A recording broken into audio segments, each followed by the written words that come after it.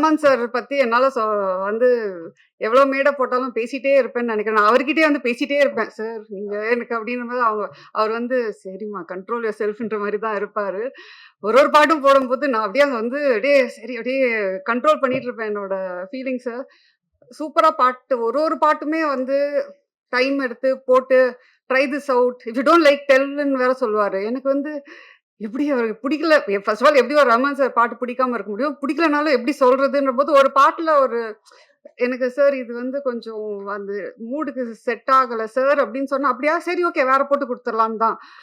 அவரு வந்து ஆ அதான் சொன்னேன். அவர் வந்து ஒரு லெஜெண்ட். ஆனா அவருக்கே அது தெரியாது. அவர் வந்து லெஜெண்டுன்றது தான். ஸோ அதுதான் அவரோட பியூட்டி, அவரோட நேச்சரு. எனக்கு வந்து I think all of us should strive to be like Rahman sir. அவர் அவ்ளோ ஒரு இதுல இருந்து கூட most humble person I've ever மெட்.